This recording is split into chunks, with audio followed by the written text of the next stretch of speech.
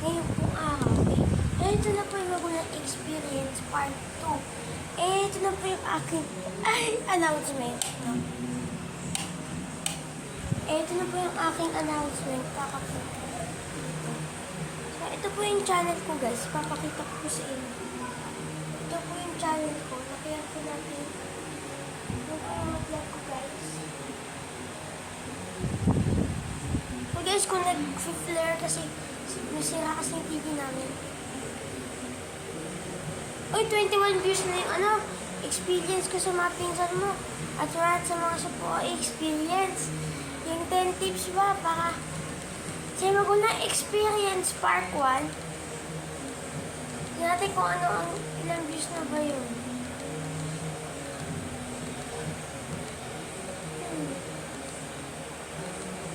Dinilit ko na yun ata eh. Uy, sinapin ko lang ha. Wow, wala kasi. So guys, sumagulang yung experience part 1. Nahanap ko na siya. So yung part 2 na to, ito yung intro ko. So, magsimula tayo sa simula. Yung una yung hindi nagsasabi ng kulay. Halimbawa, inutusan ka na para sa mga bata dyan, makinig kayo Kasi experience lang to. Hindi ibig sabihin ito, hindi na dapat sundin mga magulang nyo. Dapat sundin nyo sila, huwag kayo magpasaway, ha? Pumasok kayo, huwag nyo gayahin, tatamad-tamad pumasok.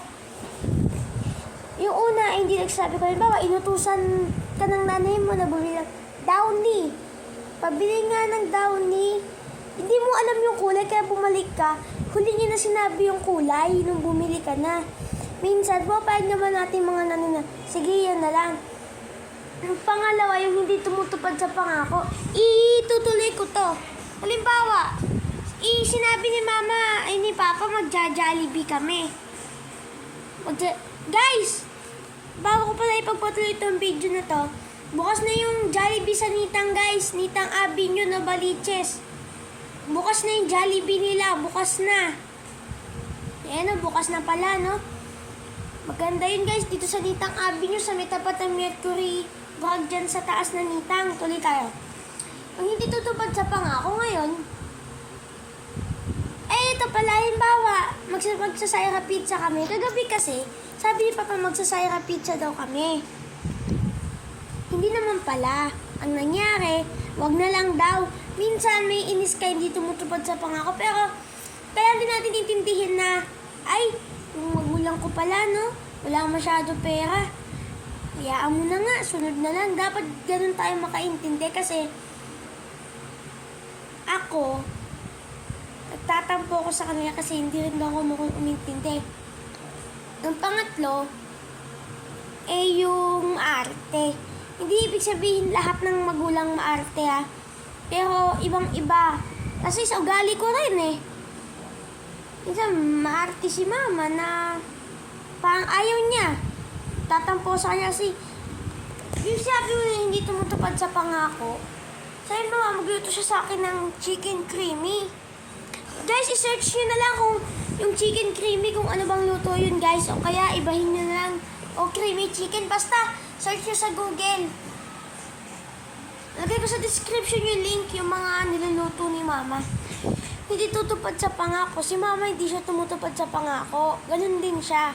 Yung hindi niya niluto yung paborito kung gano'n kasi mahal nga. Naalala nyo, guys, nung July 24, diba hindi ako nakapag-vlog? Ano kasi yun, guys, alam mo, baha. Binaha kami dito. Baka sa mga nakapanood na yung sa Nitang binaha, grabe, no? Binaha talaga kami, guys. Yun talaga ang pinakamahirap, yung binaha ka na, yung pa yung mamalasing ka pa, diba, binaha. Baka nang sinara yung, eto, makinig kayo, Diyan kami binaha. Yan, yung mga motor na yan, ito. Yan. Diyan pumunta yung kung nakikita niyo yung kotseng puti, diyan din nakaparada yung motor ng July 24. So, ang nangyari nun, binaha kami, nakapasok ng tubig kasi umaagos na yung tubig pag ganon. Maagos yung tubig, guys, pasulong pag ganon Kaya pumasok nung sinara yung gate.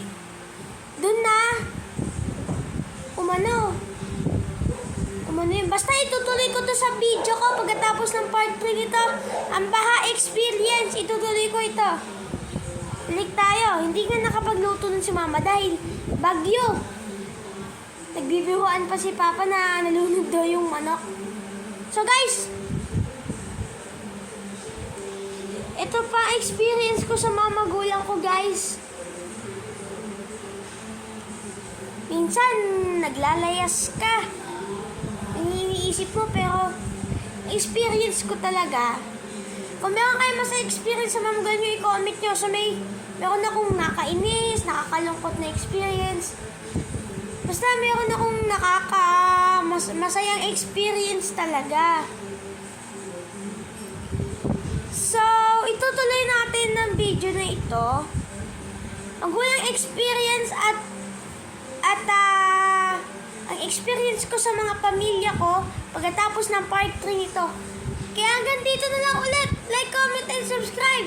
See you sa mga susunod pa videos.